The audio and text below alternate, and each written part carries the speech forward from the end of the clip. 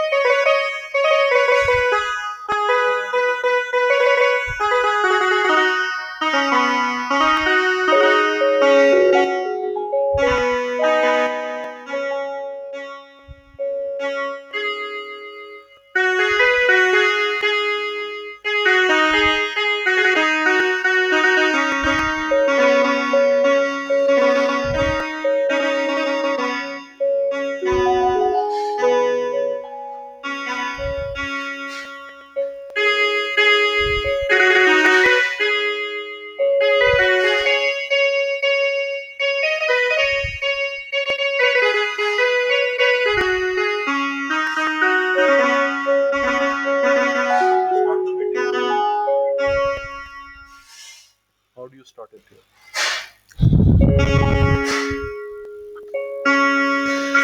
सुंदर गोपालम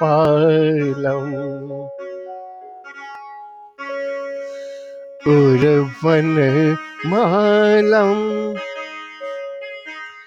नयन विशालम दुख हर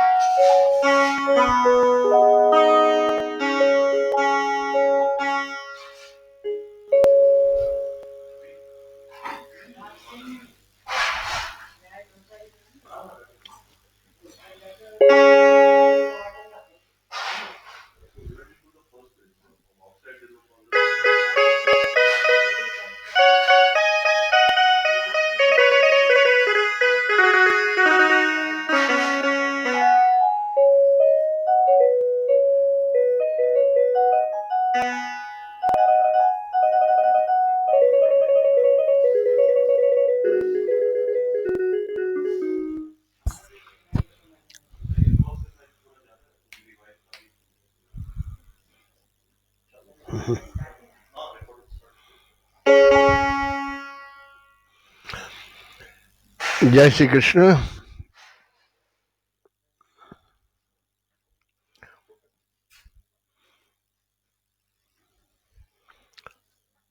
प्रथम दिवस महाप्रभु वल्लभाचार्य की रचना श्री नंद कुमार अष्टकम, इसका अभ्यास करेंगे आज। एक ग्लोबल आइडेंटिटी वल्लभाचार्य, उनके बालकृष्ण की उपासना के पीछे विश्व को एक रास्ता दिखाने वाला संदेश जो है उसका अध्ययन करेंगे आज। और उनकी ऐसी एक अद्भुत रचना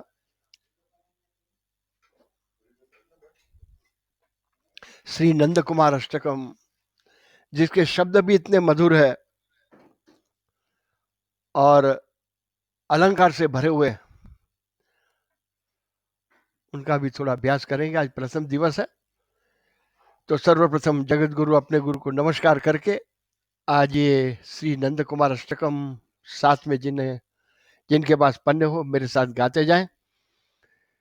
एक अत्यंत अलंकारों से भरा हुआ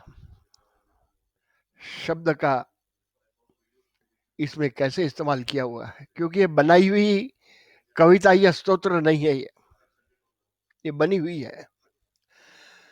तो सर्वप्रथम जगत गुरु को नमस्कार करके आज प्रारंभ कर रहे हैं।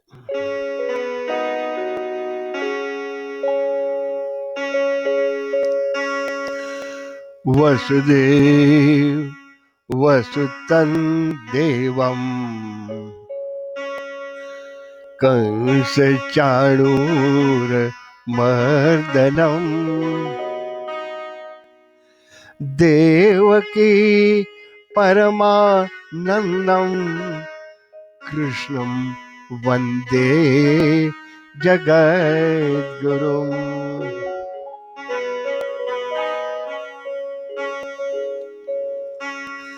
गुरुर्ब्रह्मा गुरुर्विष्णुः गुरुर्देवो महेश्वरः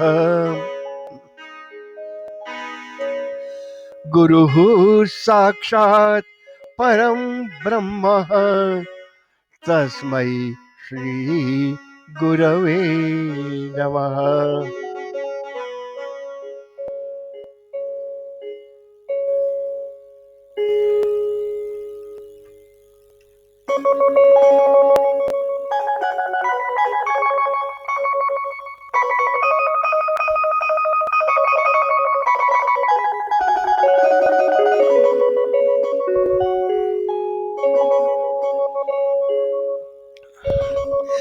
सुंदर गोपालम उर्वनमालम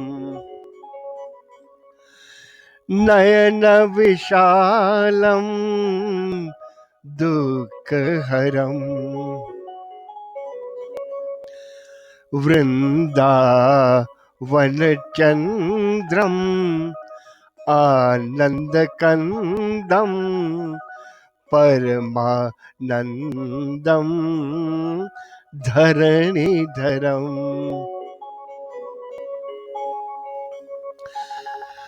वल्लभ घनश्यामम पूर्णकामम अत्यभिरामम प्रीतिकरम भजनंदकुमारम सर्वसुखसारम तत्त्वविचारम ब्रह्मपरम।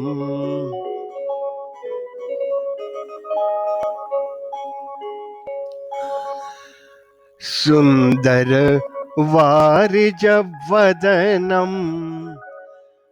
निर्जितमदनम आनंद सदनम मुकुटधरम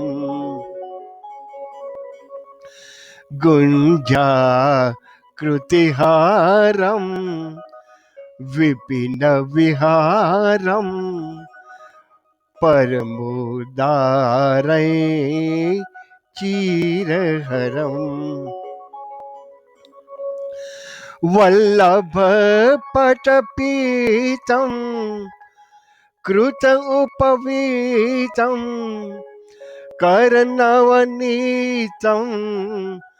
विबुधवरम भजनंदकुमारम सर्वसुखसारम तत्त्वविचारम ब्रह्मपरम।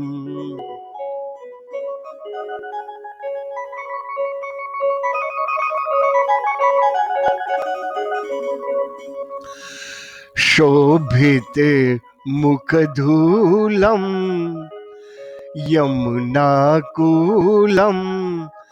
निपट अतुलम सुखदतरम मुखमंडितरेणु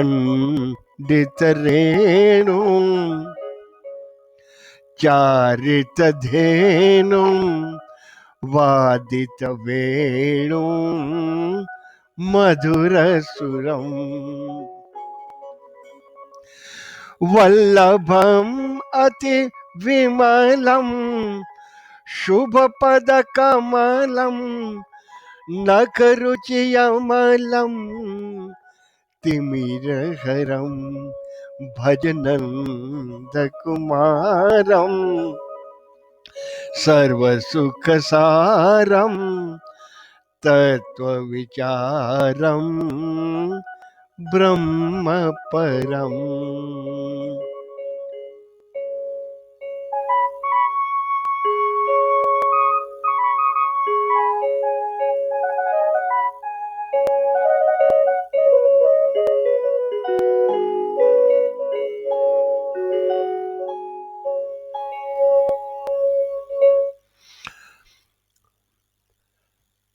सभी साथ देने वाले इस मॉडर्न टेक्नोलॉजी के द्वारा हम इकट्ठे हुए हैं।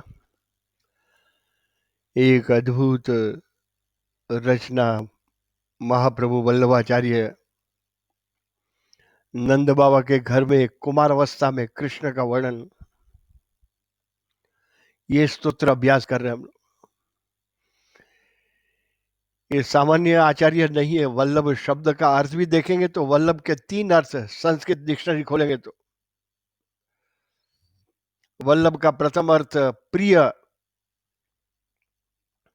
प्रिय और प्रियतमा का रिश्ता, जिसने कृष्ण के साथ प्रियतम और प्रिय इस ऊंचाई पर इस रिश्ते को ले गए हुए, वह वल्लभ। वल्लभ शब्द का दूसरा ट्रांसलेशन मीनिंग पति, प्रिय और पति। जानकी वल्लभम, राम का दूसरा नाम जानकी वल्लभम। पार्वती वल्लभम शिव जी का नाम है। राधा वल्लभम, वल्लभ का अर्थ पति। तीसरा अर्थ वल्लभ का रक्षक, रक्षा करने वाला, गोपाल, पालने वाला, पालन में रक्षण आ ही जाता है। तो 3 अर्थ में इस महान आचार्य वल्लभ का अर्थ प्रिय, अत्यंत प्रिय आचार्य, भक्ति के बादशाह। और ये रचना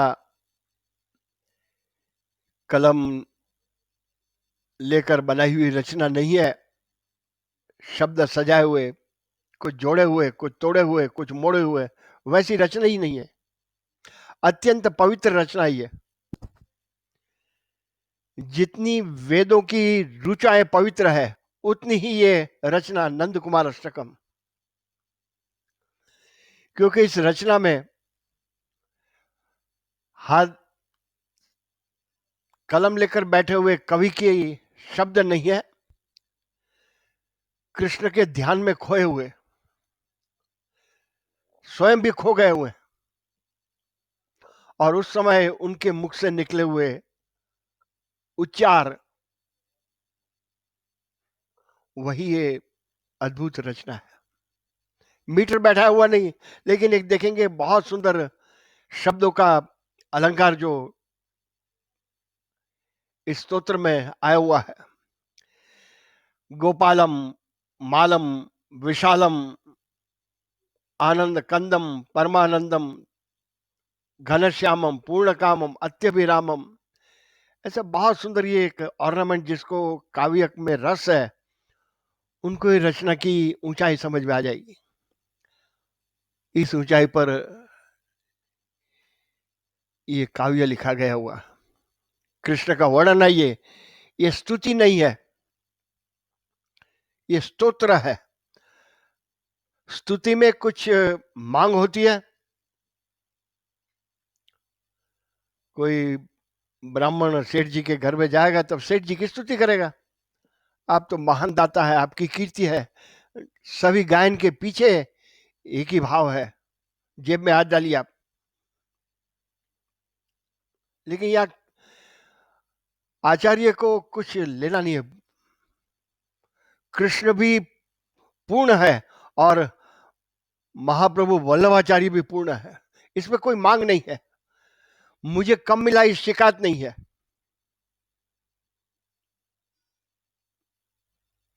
साधारणतः सभी स्तुति में मैं पामर जीव हूँ, आपकी दया का पात्र हूँ, इसमें वैसा शब्दिक रचना देखेंगे तो कहीं पर भी अंश मात्र भी कुछ चाहिए, कुछ मांग है, कुछ रुदन भी नहीं है। जगत बिगड़ा हुआ है, मैं क्या कर सकता हूँ।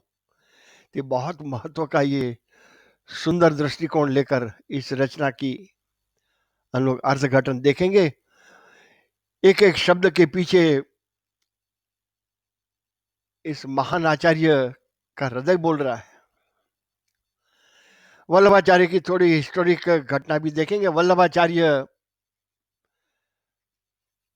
15वीं सदी जैसे रिकॉर्ड बता रहा है, 27 अप्रैल 1479 15वीं सदी में, और छत्तीसगढ़ में उनका प्रागट्य है। तेलुगु साउथ इंडियन इस महान आचार्य, और वहां पर जन्म छत्तीसगढ़ में। और उस समय की थोड़ी हिस्टोरिकल, कितने ऑड्स के सामने इस महान आचार्य ने काम किया हुआ। क्योंकि हमारी साधारणतः आचार्य को हम लोग महामंडल भूमि आचार्य, आर्य आचरण करने वाले आचार्य, सुंदर विचार, श्रेष्ठ उच्चार, लेकिन इससे भी आगे गए हुए हैं, श्रेष्ठ आचरण, वही आचार्य, आर्य आचरण। इनका आचरण, इनका कार्य कहां कहां दौड़ के गए हुए हैं। आज 84 बैठक है उनकी। 84 बैठक में जाते हैं, पूजा भी करते हैं, फूल चढ़ाते हैं, लेकिन महत्व का प्रश्न, कितनी जगह दौड़कर बैठे हुए हैं। ये जगह पवित्र इसलिए हो गई है क्योंकि आचार्य घूमकर जगह जगह कृष्ण के साथ रिश्ता दूसरों का जोड़कर वहां पर भागवत प्रवचन किया हुआ।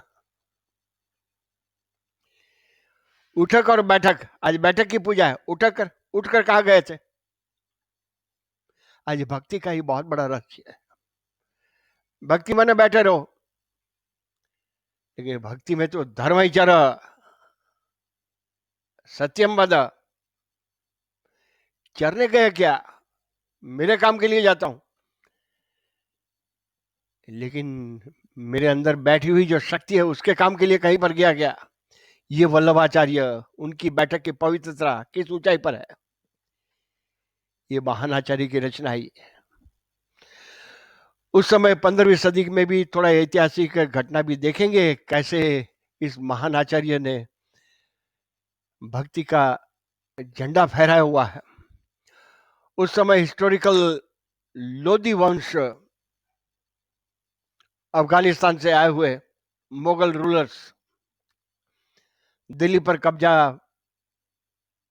जमा कर बैठे हुए थे, और कई सारे नाम में इब्राहिम लोधी नाम सबने प्राय प्रचलित है।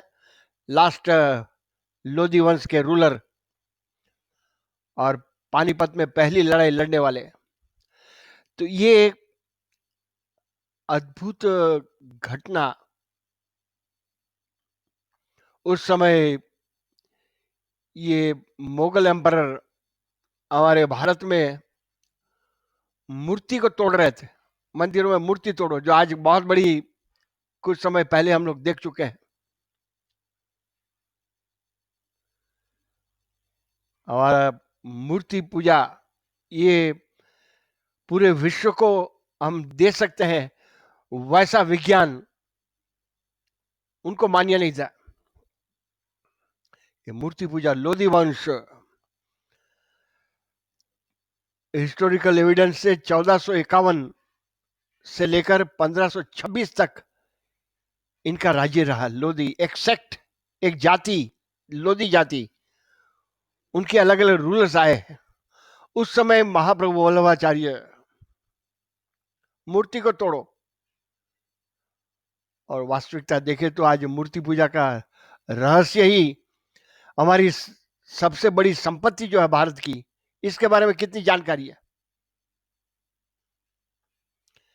आज एक वर्ग इमोशनल, भावुक वर्ग मूर्ति पूजा चालू रखी है। क्यों है? इसका समाधान नहीं है। पत्थर की पूजा कर रहे हैं, उनका आक्षेप है। आपने जगत चलाने वाली शक्ति को एक जगह बांध कर रख दिया हुआ, ये तो व्यापक तत्व है। आप पत्थर की पूजा कर रहे हैं, ये उनका आक्षेप है। इसलिए काफिर का हुआ, तोड़ दो मूर्ति को। और दूसरा वर्ग, इंटेलिजेंट वर्ग, उसने मूर्ति पूजा छोड़ दी है। नहीं समझ में आती, समझने का प्रयत्न नहीं करना है। ये दोनों ही वर्ग अपराधी है। और इसलिए तो भगवान ने गीता के 12वें अध्याय में अर्जुन का प्रश्न था, सगुण साकार और निर्गुण निराकार दोनों उपासना में कौन सी उपासना श्रेष्ठ है? ये चाप्यक्षरम अव्यक्तम तेषाम के योग वित्तमाः। लेकिन ये खजाना, भारतीय खजाना कौन खोलेगा? खोलने वाले को कीमत चाहिए, बंद करने वाले को कीमत चाहिए। तो ये महाप्रभु वल्लभाचार्य मूर्ति को तोड़ रहे हैं, लेकिन मूर्ति जब तक सार्वजनिक स्थल पर है वहां पर तो तोड़ सकते हैं, लेकिन ये मूर्ति का खंडन से कैसे बचना? इसलिए बाल स्वरूप कृष्ण, इस स्तोत्र का अर्थघटन पहले समझने से पहले आचार्य की कितनी ऊंचाई, ये जब शब्द उद्गार निकले हुए हैं, ये सामान्य नहीं है। ये किसने लिखा होगा, किसने टेप किया होगा? सार्वजनिक जगह पर तोड़ दो तो वहां पर कहते हैं कृष्ण को बाल स्वरूप में ले लो। घर में छोटा सा कृष्ण बेबी गॉड रख दो। साधारणतः जितने ही आतताई टेररिस्ट होते हैं वह बालक और बूढ़े को परेशान नहीं करते, छोड़ देते, जवान को मारते हैं। तो बाल स्वरूप कृष्ण घर में रहा हुआ, उसको कौन तोड़ेगा? ये मुख्य एक बहुत बड़ा रेवोल्यूशनरी कॉन्सेप्ट दिया हुआ। आज भी कई वैष्णव घर वहां पारिवारिक बाहर जाते हैं, साथ में अपनी पेटी लेकर जाते हैं, वहां बाल कृष्ण रखे हुए हैं। ये बाल कृष्ण। लेकिन आज दिल्ली की फॉरेन कंट्रीज में, आपके भारत में क्या चल रहा है? मंकी गॉड, हनुमान को मंकी गॉड बोलते, रामदूत हनुमान को। मनोजवम मारुत तुल्य वेगम श्री रामचंद्र दूतम शरणम प्रपद्ये। एलिफेंट गॉड गणपति को, विघ्नहर्ता, विघ्नेश्वराय वरदाय सुरप्रियाय, हजारों सूर्य के समान तेजस्वी जिस देव का पूजन हम लोग करते हैं, उनको दिल्ली उड़ाते हैं। और तीसरा ये बेबी गॉड, जगत चलाने वाली आदि शक्ति को आप एक बच्चा बनाकर पूजन करते हैं। क्यों करते हैं? लेकिन व्यवहार कुशल लोग यही उसका समाधान, बालक निर्दोष होता है, इसलिए निर्दोषता के कारण, इस गुण के कारण बाल कृष्ण की उपासना। लेकिन कृष्ण शुरू से अंत तक, देह छोड़ते समय तक, एक एक सांस में सांस्कृतिक उत्थान किया हुआ, वही कृष्ण जीवन है। तो पहला कारण बाल कृष्ण, छोटे बेबी गॉड। लेकिन ऐसे महान आचार्य, इनकी कोई रिफॉर्म के पीछे एक और साइंस बेस्ड होना चाहिए, वह देखेंगे। बाल कृष्ण की उपासना के पीछे बालक, Krishna is love and love is Krishna. Krishna कहते मेरे पास तू आ जा, मैं तेरा बालक बनने के लिए तैयार हूं। आज विश्व भर में सभी जगह गॉड फादर मान्य है, लेकिन बालक कृष्ण, इसकी उपासना करना, इसके पीछे ठोस कारण दिए हुए वल्लभाचार्य। घर बैठे बैठे डिवोशन टुवर्ड्स लॉर्ड, बालकृष्ण की उपासना करो। इसके पीछे दो मुख्य कारण महाप्रभु वल्लभाचार्य ने खड़े किए हुए हैं। पहला कारण, तेरा रोना बंद कर, और दूसरा कारण, मांगना बंद कर। जब तक रोना और मांगना चालू रहेगा तब तक कृष्ण की भक्ति शुरू नहीं हुई। उपासना है,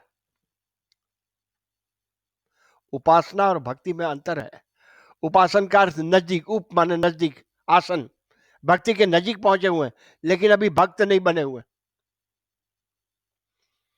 ये दो कारण बालक के सामने साधारणतः हम रोते भी नहीं है और बालक से मांगते भी नहीं है। तो कृष्ण के पास जाओ तब मांगना और रोना बंद कर दो, तो वहीं समझ लो भक्ति शुरुआत। ये जब तक रहेगा तब तक हमारा भक्ति का रंग अभी शुरू नहीं हुआ है। मांगना और रोना, साधारणतः घर में भी बालक पल्ले में सोया हुआ रोने लग जाता है, तब घर में बहू को सास ने कुछ कड़वे वचन कहे, रोने लग जाती है। लेकिन जैसे ही पल्ले के सामने जाती है, बालक के सामने, वैसे ही अपने आंसू पोंछ डालती है। वही कारण, वही विज्ञान। भगवान कहते हैं तेरा मांगना और रोना बंद हो जाए, इसलिए मैं बालक बनने के लिए तैयार हूं।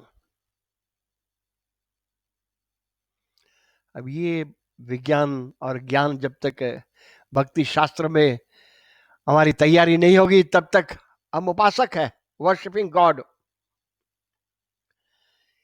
ये रेवोल्यूशनरी कॉन्सेप्ट नहीं है क्या?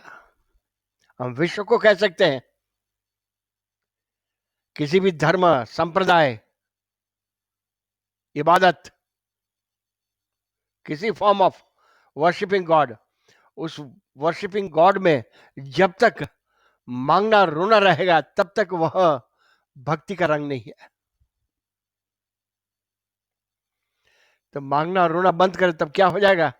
तू देने लग जा। हम मांगने के लिए जाते हैं। ये दो कारण छोड़कर जब राधा कृष्ण के सामने गए हो तब समझ लो आपकी भक्ति है। और मांगने रोने गए हुए, मुझे कुछ कम मिला है, शिकायत, मुझे ज्यादा चाहिए, इसकी मांग, मांग और शिकायत है। क्या करेंगे? वहां जाएंगे तो मैं भगवान मांगने नहीं आया हूं, आपको कुछ देने आया हूं। माँ के सामने भी पुत्र जब कुछ माँ को देने आता तब माँ क्या करती है? बेटा तू ही रख ले, और आशीर्वचन देती है। वैसे कृष्ण के साथ नहीं होगा क्या? रोना, सब समय हमारी रोने की, कुछ ज्यादा चाहिए। ये दो छोड़कर कभी गए क्या? ये दो छोड़कर जो गया हुआ वही हमारा पुष्टि मार्ग का मंगला दर्शन। मैं भगवान आज आपके पास मांगने नहीं आया हूं, कुछ देने आया हूं। मैं आज रोने के लिए नहीं आया हूं, मैं हंसकर आया हूं। तूने मुझे बहुत दिया है कहने के लिए आया हूं। ये समझ में आ जाए तो हमारा मंगला दर्शन हो जाएगा। समय का विशेष महत्व नहीं है, ये भूमिका का महत्व है। तो आज भी इसी के साथ इस महान आचार्य ने की हुई बाल कृष्ण की उपासना। भगवान तू मेरे पास आ जा, कृष्ण कहते, और मैं बालक हूं इसलिए तू मांगेगा नहीं और रोएगा नहीं। ये दोनों जब छूट गए तब तेरी उपासना वह भक्ति हो गई है। ये बहुत बड़ा संदेश महाप्रभु वल्लभाचार्य अपनी बाल कृष्ण की उपासना के द्वारा हमें समझा रहे हैं। आचार्य मूर्ति पूजा लोधी वंश के समय, और ये दूसरा कारण बाल कृष्ण की उपासना, यही प्रेम की पराकाष्ठा है। और ये स्तुति नहीं, स्तोत्र है। कुछ लेना नहीं है, रुदन नहीं है, मांग नहीं है, वैसा स्तोत्र हम लोग अभ्यास कर रहे हैं। इसका चिंतन करते हुए भक्ति के बादशाह स्वयं खो गए हुए हैं, और जैसे कृष्ण को देखा हुआ उसका वर्णन इस स्तोत्र के द्वारा हमारे सामने आया हुआ। सुंदर गोपालम उरवन मालम। कृष्ण को पहचानना बहुत कठिन है। नमामि कृष्ण दुर्लभम, आदि शंकराचार्य। भगवत गीता में भी अर्जुन कितना नजदीक पहुंच गया होता, दोनों के बीच सखा फ्रेंडशिप थी, और मेरे सरीखा ही कृष्ण है, वैसा अर्जुन समझता था।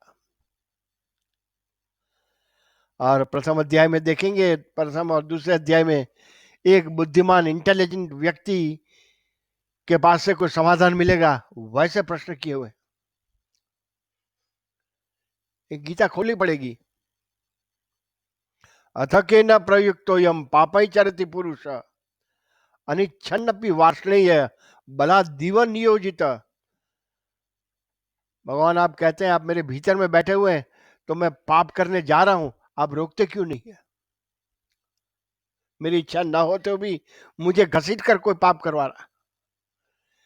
एक बुद्धिमान व्यक्ति के सामने अर्जुन ने अपने सखा कृष्ण को प्रश्न किए हुए। दुर्योधन भी कृष्ण के नजदीक था, इसलिए कि शांति दूत बनकर गए हुए कृष्ण भी बेडरूम में चले गए अकेले में। दुर्योधन अभी भी मान जा तू, अर्जुन अकेला ही ये युद्ध में कौरव का संहार कर देगा, और इस बार तो अर्जुन अकेला नहीं है, मैं भी साथ में हूं। लेकिन वह पहचान नहीं, वह कृष्ण को एक मायावी पुरुष, बहुत सारी युद्ध में कैसे शत्रु को समाप्त करना है, ये सारी विद्या जानता था। लेकिन गीता कहता है, सुनते सुनते कृष्ण के मुख से 10वें अध्याय में अर्जुन ने स्वीकार कर लिया हुआ। स्तुति है ये, परम ब्रह्म परम धाम, आप ही परम ब्रह्म है। अभी मुझे समझ में आ गया, ऐसा बोलने वाला कौन हो सकता है। इसलिए नमामि कृष्ण दुर्लभम, इसको पहचानना समझना। रावण भी निर्गुण निराकार शिव जी का बहुत बड़ा पुजारी था। भगवान कैलाश पर्वत पर रोज मैं नहीं आ सकता हूं, आप लंका में आइए, ऐसा बोलने वाला और कौन भक्त होगा। आज भी इसलिए दक्षिण भारत में रावण की भी पूजा होती है।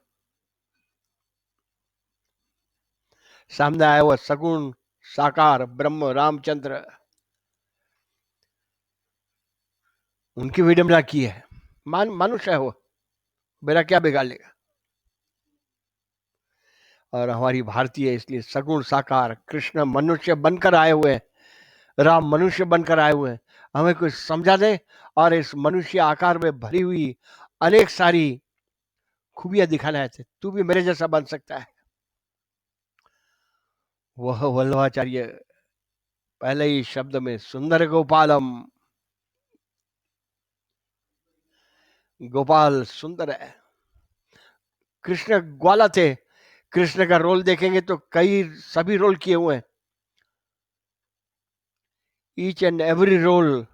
और इसलिए तो कृष्ण का नाम था नटवर। नट माने एक्टर, वर माने मल्टीपल रोल्स, और एक एक रोल में प्राण भरे हुए। वह वल्लभाचार्य को सुंदर लग रहा, सुंदर गोपालम। गो शब्द का अर्थ इंद्रियां, हमारे पास 10 इंद्रियां हैं, आंख पैर ये सब जितने हम क्रियाएं करते हैं, ये सब इंद्रियां उसको पालन करने वाला वह गोपालम सुंदर लग रहा है। ग्वाला पर अतिशय सुंदर, शंकराचार्य को भी वैसे ही कृष्ण सुंदर लगे थे, इसलिए तो उनकी रचना में भी दिया हुआ मम भवतु कृष्णोक्षी विषय। कृष्ण तुम मेरी आंखों में बैठ जाओ। जैसे पीलिया रोग में सब कुछ पीला दिखाई देता है, वैसे कृष्ण तुम मेरी आंखों में वहां बैठ जा तू, ताकि संपूर्ण जगत मुझे कृष्ण रूप में दिखाई दे। वह शंकराचार्य है। और गोपाल सुंदर, जो स्वयं भी सुंदर है और जिसका कार्य भी सुंदर है, रचना भी सुंदर है, सृष्टि भी सुंदर बनाई हुई है। आज जगत में देखेंगे तो ये बनाने वाले की नतमस्तक हो जाएंगे। छोटी तितली देखते हैं, बाहर घूमने जाए तो तितली में कैसे रंग भरे होंगे, कौन सी तुलिका लगाई होगी, कौन सी पीछी लगाई,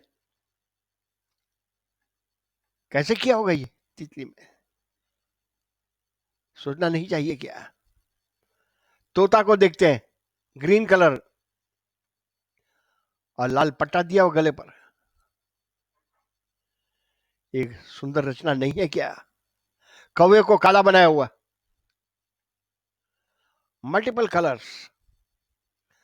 कोयल को मधुर कंठ दिया हुआ, वो गाती ही रहती है, कोई सुनेगा वाह वाह करेगा, नहीं कहेगा मेरा काम है गायन।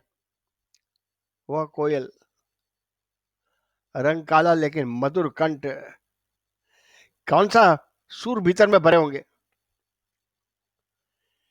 ये पूरी संपूर्ण सृष्टि देखेंगे तो अद्भुत एक सुंदर कलाकार की रचना ही है। मयूर, पीकॉक, सप्तरंगी, मोरपीछ में रंग डिजाइन कैसे बनाई होगी ये। आज हमारा नेशनल बर्ड है ये अद्भुत रचना नहीं है क्या। बनाने वाला कितना सुंदर होगा। सुंदर सृष्टि इतनी सुंदर जिसने बनाई है। हमारा शरीर देखेंगे, फल फूल, गुलाब का फूल उसकी सुगंध भिन्न है, कमल का फूल कितने सारे रंगों से भरा हुआ ये विश्व है। ये इतने सारे फूल भरे हुए, इतने सारे फल भरे हुए। अलग ऋतुओं में फल आते हैं, इसके पीछे व्यवस्था किसकी है, कौन ये कर रहा है, हु इज डायरेक्टिंग। ये नहीं सोचना चाहिए क्या। हमारे भीतर भी देखेंगे, शरीर के भीतर में भी तो एक अद्भुत रचना, कैसे काम संचालन हो रहा है। हमारा ब्लड सर्कुलेशन, शरीर को बनाना। आज किसी लेबोरेटरी में जाते हैं तो वहां पर हमारे ब्लड को टेस्ट करवाए तो कितने सारे उसमें white blood cells, red blood cells, कौन कर रहा है। हमारे भीतर अग्नि स्वरूप भी बैठा हुआ, अहम वैश्वा नरो भूत्वा प्राणिनाम देहमाश्रित। हमारा बॉडी टेम्परेचर 98.4, कौन कंट्रोल कर रहा है। एसी में जाओ या ज्यादा गर्मी लगे, रेगुलेटर कौन है। ब्लड प्रेशर 120/80, दौड़ने लग जाओ बढ़ जाता है, फिर नीचे आ जाता है, कौन कर रहा है। एक अद्भुत शक्ति जो काम कर रही है, वह वल्लभाचार्य सुंदर गोपालम। लेकिन सुंदर जो है वह सुंदरता का कारण हमारे जैसे सामान्य साधक को ममता और आत्मीयता, ममत्व। मीराबाई मेवाड़ की रानी, ममत्व, मेरे कृष्ण, मेरे तो गिरधर गोपाल, प्रभु सबके हैं, ये ज्ञान है, लेकिन प्रभु मेरे ही है, वह मीराबाई की भक्ति है। मेरे तो गिरधर गोपाल, दूसरा कोई नहीं है। ये ममत्व, उसके साथ ममत्व, एक रिश्ता जब तक मेरा है ये नहीं जुड़ता है तब तक इसका रंग ही नहीं आया हुआ, सुंदर नहीं लगेगा इतना। आत्मीयता, आत्मीयता का रिश्ता होना चाहिए, उसके साथ, उसके बिना नहीं चलेगा। मीराबाई को भी वहां राजमहल में रहने वाली रानी नहीं चलेगा, निकल गई है वहां से। संत तुलसीदास को लेटर भेजा था, मुझे क्या करना चाहिए, आप मार्गदर्शन करिए। मैं यहाँ पर राजमहल में रहकर भक्ति में आगे बढ़ना अभी मेरे लिए कठिन हो गया, छोड़कर निकली, वृंदावन गई हुई है। और वहां पर भी मीराबाई की अद्भुत रचनाएं आज भी प्रचलित है। वह भक्ति सुंदर गोपालम, ममत्व, मीरा और आत्मीयता उसके साथ संबंध होगा तो वही कृष्ण का स्वरूप, वह इतने सुंदर लगे। हमको भी सुंदर लगते हैं। हमें सुंदर इसलिए लगते हैं कि हमारी वासना की पूर्ति, मुझे कुछ चाहिए, वह देने वाला है। और महाप्रभु वल्लभाचार्य वासना पूर्ति के लिए नहीं गए हुए हैं, वो वासना रहित गए हुए हैं। पूर्ण कामम, मांग भर गई सजना, मांग भरो सजना, मेरी कोई मांग नहीं है, क्योंकि तू भीतर बैठा हुआ, तू जानता है मुझे क्या चाहिए। वह आचार्य ज्ञानेश्वर नामदेव ऐसी ऊंचाई, जीवन को ऐसे घड़कर इस ऊंचाई पर लेकर आए हुए हैं, उनको कृष्ण सुंदर लगते हैं। हमारे शरीर को भी देखेंगे तो शरीर जब तक वह तत्व, मूल तत्व है, तब तक सुंदर लगता है। जैसे ही शरीर से वह मूल तत्व अलग हो गया, फिर इसकी शोभा ही खत्म हो जाती है। हाथ नहीं लगाता, स्नान करना पड़ेगा, मुर्दा है, डेड बॉडी। तो सुंदर कौन बनाता है? उसके रहने के कारण सुंदर है। उसे ही गोविंद गोपियों ने दिया होता, गोविंद दामोदर माधवेती। इंद्रियों की शोभा है। गो माने इंद्रिया, हाथ की, पैर की, आंख खुलती नहीं है, कान से सुनाई नहीं देता, मुख चलता नहीं है, सभी क्रियाएं बंद हो जाती है। और उसके रहने पर ये सभी क्रियाएं चालू हो जाती है। इसलिए सुंदर स्वयं सुंदर है, और जिसके कारण हमारा भी सौंदर्य खड़ा हो जाता है। चेहरे पर देखते हैं हम लोग मिरर में, चेहरा सुंदर देखते हैं, भाई तेरा ही चेहरा कल देखा था, क्यों है? वो है तब तक है तो सुंदर। ये समझ में आ जाए तो ये सुंदर गोपालम, आत्मिक सौंदर्य, भाव सौंदर्य, ये सब अपेक्षित साथ में जुड़ा हुआ ही। दूसरा शब्द देखेंगे, उर्वन मालम। उर का अर्थ हृदय, वन का अर्थ जंगल में उगे हुए फूलों की माला। वल्लभाचार्य कह रहे हैं वह कृष्ण ने पहनी हुई है। सुंदर गोपालम है। गले में कौन सी माला है? जंगल में उगे हुए, उर वन मालम, उगे हुए फूलों की माला हृदय के साथ पहनकर रखी हुई है। उर्वन अत्यंत प्रिय हृदय के साथ, वनमालम कृष्ण का दूसरा नाम था वनमाली। वनमाली का अर्थ जंगल में जो बगीचा बनाता है वह वनमाली है, माली का काम है, गार्डनर। इस जगत में भी जंगल समाप्त करने के लिए आए थे कृष्ण। अभ्युत्थानम अधर्मस्य तदात्मानम सृजाम्यहम परित्राणाय साधुना विनाशाय च दुष्कृताम। जंगली अवस्था में पड़े हुए इन अधम असुरों को मारने के लिए आए थे, और सुंदर गार्डन खड़ा कर दिया है।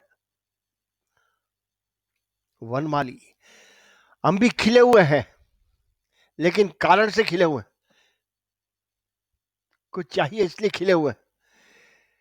व्यापारी भी जब अपने शोरूम में कोई ग्राहक आता तब खिलकर बात करता है, आइए आइए, कुछ चाहिए इसलिए खिले हुए। लेकिन वन में कौन देखने जाएगा? जंगल में उगे हुए फूल कौन देखने जाएगा? कौन फोटो खींचेगा? बिना कारण जो खिले हुए हैं, बिना कुछ वासना की प्राप्ति के लिए जो खिले हुए हैं, वह भगवान उसकी माला बनाकर गले में लगाकर हृदय के साथ पहनते हैं। उरवन मालम। आज हम भी खिले हुए हैं, लेकिन हमारे खिलने के पीछे कुछ कारण है, वो कारण समाप्त हो जाएगा, हम मुरझा जाएंगे। उरवन मालम। ये आचार्य सब जब पहुंचते हैं उस ऊंचाई पर, तो उनकी माला भगवान के गले में, कोई देखते हैं या नहीं देखते हैं,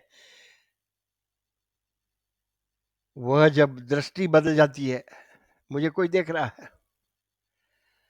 उरवन मालम नयन विशालम। बिना हेतु से उगाए हुए खिला हुआ जीवन, गुण विकास करने वाला जीवन। इसके बाद तीसरा शब्द नयन विशालम, दूर की सोच, विशाल नयन है। आज हम लोग देखते हैं तो विशेषकर से बंगाल में दुर्गा माँ की आंखें चौड़ी बनाती है। नयन विशालम, विशाल दृष्टि, पैर धरती पर और नयन आकाश पर, विशाल। जीवन विकास के रास्ते में आज हमारी जीवन की दृष्टि अपने छोटा जीवन, छोटा परिवार, छोटा सामाजिक कार्य करने वाले, लेकिन जिसकी विशाल दृष्टि है, ग्लोबल आउटलुक, पूरे विश्व को बदल दूंगा, स्वामी विवेकानंद, इनकी विशाल दृष्टि है, मां की दृष्टि है। स्वामी विवेकानंद अमेरिका पहली बार गए हुए, तब अपने गुरु रामकृष्ण परमहंस यहाँ दक्षिणेश्वर में गए हुए, तो अंतिम मंत्र दिया हुआ, विवेकानंद तू जा रहा है, लेकिन तू मां बनकर जाना, वहां पर मां का हृदय लेकर जाना। मां कभी आशा छोड़ती नहीं है, मेरा बेटा कल सुधरेगा, आज जैसा है, आज कुछ गलती की होगी तो कल नहीं करेगा। वह नहीं छोड़ने वाली को मां कहा जाता। आज भूल हो गई, कल ठीक हो जाएगा। वैसा दृष्टिकोण जिसका, विशाल नेत्र, संपूर्ण विश्व को बदल कर रहूंगा, वह चैलेंज देने वाले। हमारी संकुचित दृष्टि है, सेल्फ ओरिएंटेड, मुझे क्या मिला, कुछ नहीं मिला तो क्यों करूं। इससे जिसकी दृष्टि यूनिवर्सल दृष्टि हो गई है, वह कृष्ण नयन विशालम। इसलिए तो हमारे भारत में ये सब खजाना छोड़कर गए वह कृष्ण। विश्वास था ये भारतीयों पर, और ऐसे महान आचार्य को भेजकर हमें जगाते हैं। आचार्य भी अपना आश्रम बनाकर बैठ जाते हैं, जिनको सीखना है मेरे पास आ जाए। गए हुए हैं, पूरे भारत में घूमे हुए, भ्रमण किया हुआ। नयन विशालम, उनकी दृष्टि विशाल है। कृष्ण विशाल, कृष्ण भी वैसे ही जीवन था, कहीं पर भी राज्य अधिकार नहीं मांगा हुआ। स्वयं राजा, मैं तो जगत का बादशाह हूं। विशाल दृष्टि, बहुत ही सुंदर चौथा शब्द नयन विशालम, दुख हरम। कृष्ण दुख का हरण करने वाले, दुख हरता। जहां दुख नहीं हो, उसे सुख कहते हैं, जहां सुख नहीं वहां दुख है। तो भगवान दुख का पैकेट जो है आप खींच लीजिए तो हम सुखी हो जाएंगे। तो भगवान कहते हैं वैसी व्यवस्था नहीं है। दुख के सामने लड़ने की जो हिम्मत रखता है, वह देने वाले दुख हरम। दुख रहेगा, उसके साथ लड़ने की शुरुआत कर, जो भगवत गीता में अर्जुन ने भगवान के सामने रोना शुरू कर दिया। विसृज्य ससरे चापम शोक संविघ्न मानस, प्रथम अध्याय में रोने लग गया, आंखों से पानी गिर रहा। दुख हरम, खड़ा हो जा, तुझे ही लड़ना है और तुझे ही ठीक करना है। वैसी दृष्टि दुख हरम, वह दृष्टि देने वाला। दुख है ही नहीं। ऐसे महान आचार्य जब ऊपर पहुंचे, तुकाराम बाबा, दुख है ही नहीं, कहां पर दुख है? गधे पर बैठा हुआ था तुकाराम बाबा, और आस्ते आस्ते कृष्ण को कह रहे, मुझे गधे पर देखने की तेरी इच्छा थी, पहले बोल देता तो। दुख है ही नहीं। उनको दुख भी सुख लगता है और हमें सुख भी दुख लगता है। दुख हरम। वृंदावन चंद्रम, वृंदा का अर्थ तुलसी और बिल्वी पत्र। आज हम लोग तीर्थ स्थान है वृंदावन, सब जा चुके हैं प्राय कृष्ण के पुजारी। वृंदा, तुलसी भगवान को प्रिय है, बिल्वी पत्र भगवान को प्रिय है। तुलसी के फल नहीं है, जिसके फल नहीं है, फूल नहीं है और सुगंध नहीं है, वह भगवान को प्रिय है, वह सत्कार्य। और प्रत्येक सत्कार्य फल के लिए।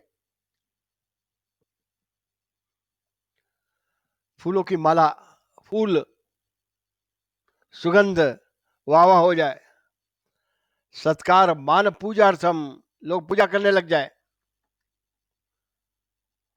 वृंदावन चंद्रम, उसे वृंदा कहते, वृंदा।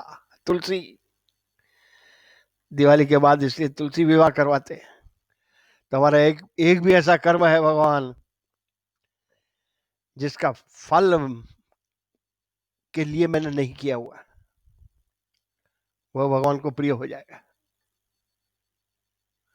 तुलसी में फल नहीं है, इसलिए तुलसी भगवान को प्रिय है। हमारा प्रत्येक सत्कर्म के साथ फल जुड़ा हुआ। यहां पर दे दो गरीब को दान, ऊपर में मिल जाएगा। सत्कर्म बिना फल, भगवान ये कार्य मुझे करना चाहिए इसलिए कर रहा हूं, फल क्या मिलेगा उसकी चिंता नहीं है, लोग वाह वाह करेंगे उसकी चिंता नहीं। इसको तो दम्भ कहा हुआ गीता में स्पष्ट। सत्कार मान पूजार्थम तपो दम्भेन चाहिए यथ। बिली पत्र में सुगंध नहीं, मार्केट, जैसे मार्केट वैल्यू बढ़ानी है, वह भगवान के पास कैसे पहुंचेगा? भगवान कहते तेरी मार्केट वैल्यू तेरी बढ़ा ले, फल जो चाहिए मिल जाएगा, तेरा हिसाब चुकते हो जाएगा, मेरे पास कुछ क्रेडिट बैलेंस नहीं आएगी। ये नैसर्गिक व्यवस्था ही है। इससे ऊपर उठा हुआ कौन है? वह वल्लभ है, वह प्रिय है। ये भगवान के दूत है, मैसेंजर ऑफ गॉड है ये। वैसे वल्लभ वन वृंदावन, वैसा वन में चंद्र के समान आनंद कंदम, वृंदावन चंद्रम, चंद्र के समान शीतलता देने वाले। कृष्ण शीतलता देने वाले थे, इसलिए कृष्ण चंद्र, रामचंद्र, शिव जी ने भी चंद्र मौलीश्वर, इसलिए रात्रि में हम लोग चंद्र घूमने जाते हैं, शीतलता देने वाला। सूर्य के तेज से गर्म लगता है, लेकिन चंद्र की किरणों से शीतलता मिलती है। सबसे नजदीक है ये चंद्र, और इसलिए हमारे सभी देवों ने कृष्ण चंद्र, रामचंद्र, शिव जी ने तो अपनी जटा पर धारण किया हुआ है। जटा जूट मध्य स्फुरद गांगवारिम महादेवम एकम स्मरामी स्वरारिम। शंकराचार्य, चंद्र का भी बहुत सारे गुण है, लेकिन यहाँ पर चंद्र जैसा शीतलता देने वाला कृष्ण, वृंदावन चंद्र, फल नहीं, फूल नहीं, सुगंध नहीं, वह नहीं होकर कैसे, इसका जीवन कैसा होगा? उनको चंद्र के समान आनंद कंदम, आनंद दूसरे को दुखी कर कर स्वयं सुखी होना, उसे असुर कहते हैं। दूसरा दुखी हुआ तो बहुत खुश होते हैं, यह असुर का स्वभाव है। दूसरे को सुखी करना और स्वयं भी सुखी रहना, उसे मनुष्य कहते हैं। और स्वयं दुखी होकर भी दूसरे को सुखी करना, वह आनंद कंदम, वह आनंद है। इसलिए तो देवकी परमानंदम, कृष्ण को देवकी परम आनंद देने वाले। आनंद, आनंद की परिभाषा भी बहुत सुंदर है। गीता में फॉर्मूला दी, सुखम आत्यंतिकम यत्तद बुद्धि ग्राह्यम अतीन्द्रियम। आनंद के अलग अलग प्रकार है। प्रथम प्रकार विषय आनंद, ऑब्जेक्टिव हैप्पीनेस, वह वस्तु के कारण, व्यक्ति के कारण। और दूसरा विद्या आनंद, सब स्कूल टाइम में जो पढ़े हुए थे उस समय जो हैप्पीनेस थी वो विस्मृति हो जाती है। लेकिन इससे ऊपर जो है आत्मानंद, टोच की happiness that cannot be described, उसकी अनुभूति कहा जाता है। सुख का अनुभव होता है लेकिन आनंद की अनुभूति होती है। ये आनंद कंदम, बहुत सुंदर शब्द का प्रयोग है। आनंद कंदम परमानंदम धरणीधरम। आज का समय भी पूरा हो जाएगा। धरणीधरम, धरणी माने पृथ्वी, उसको धारण करने वाले। ये पृथ्वी का गोला जो बाहर अंतरिक्ष में गए हुए, वहां तो किसी को कृष्ण नहीं दिखाई दिया। जो न दिखते हुए भी संपूर्ण काम कर रहा है, धरणीधरम। कौन को मारा? रोटेशन, रेवोल्यूशन कौन कर रहा है? ये कब से स्टार्ट हुआ? लॉन्चिंग कब हुआ था? किसने पकड़ के रखा है? और दिखता नहीं। पृथ्वी को धारण करने वाला, इसलिए हमने पृथ्वी को माता कहा हुआ, क्योंकि उसको धारण करने वाला। धरणी, धारण करना, धर्म, पृथ्वी को धारण करके क्या हुआ? हम इसलिए सुबह तो उठकर पृथ्वी पर, जमीन पर पैर रखने से पहले समझदार व्यक्ति स्मरण करता है, समुद्र वसने देवी पर्वतस्तन मंडले विष्णु पत्नी क्षमाम देवी। माँ, मैं तुझ पर पैर रख रहा हूं। धरणी, पृथ्वी माँ का, उसको धारण करने वाला कृष्ण। तो आज यही समाप्ति करेंगे। बहुत ही रहस्य से भरा हुआ है, एक एक शब्द में वल्लभाचार्य भक्ति का रहस्य खोल रहे हैं। पुष्टि मार्गार्थ, भाव की पुष्टि, विचारों की पुष्टि, ज्ञान की पुष्टि। भक्ति बालिशता नहीं है, एक फिजिकल वर्क नहीं है, एक रिचुअल्स नहीं है, इससे ऊपर है समझदारी, समझ पूर्वक की कृति। ये जब समझ में आ जाए तब यह वल्लभाचार्य की ऊंचाई। हम आज इस पंथ के साथ जुड़े हुए, महाप्रभु वल्लभाचार्य की एम्बलम यू ट्रेडमार्क दिया हुआ है, कुछ जिम्मेदारी है इसकी। इन विचारों के साथ जुड़ा हुआ जीवन होना चाहिए, तभी वह पार खड़ा हो जाएगा, प्रभु को प्रिय हो जाएंगे, प्रभु को वल्लभ हो जाएंगे। तो आज ये पहला श्लोक आज फिर से एक बार गाएंगे, तब ये जो चिंतन किए हुए शब्द और अर्थ है वह पुनः हमारे सामने गाते समय वैसा भाव खड़ा हो जाए, तो इस सच्चे अर्थ में हमारा ये चिंतन अभ्यास यथार्थ हो जाएगा। तो आज ये करके, तो पहला श्लोक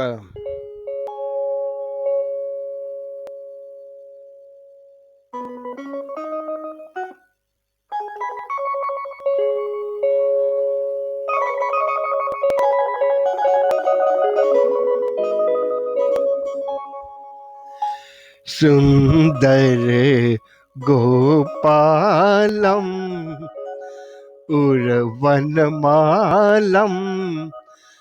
नयन विशालम दुःखहरम वृंदावनचंद्रम आनंदकंदम परमानंदम धरणीधरम वल्लभ घनश्यामम पूर्णकामम अत्यभिरामम प्रीतिकरम भजनंदकुमारम सर्वसुखसारम तत्त्वविचारम ब्रह्मपरम तत्त्वविचारम ब्रह्मपरम।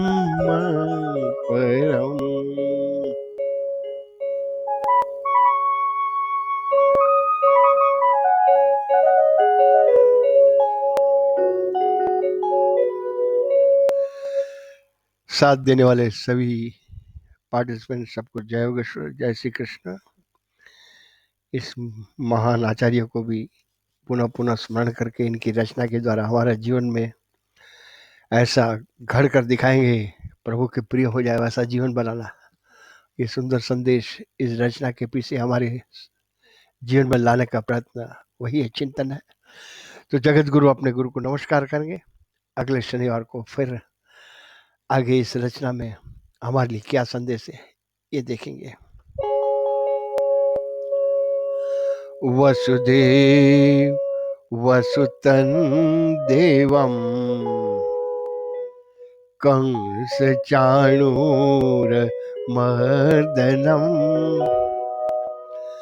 देवकी परमानंदं कृष्णं वंदे जगद्गुरुं।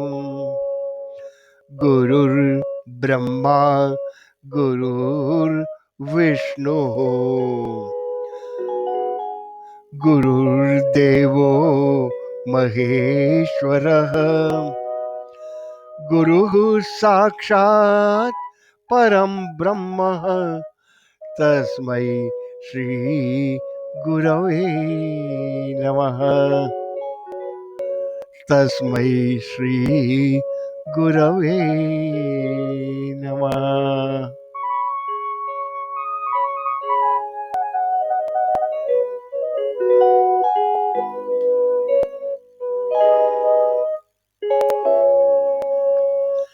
जय श्री कृष्ण, जय योगेश्वर।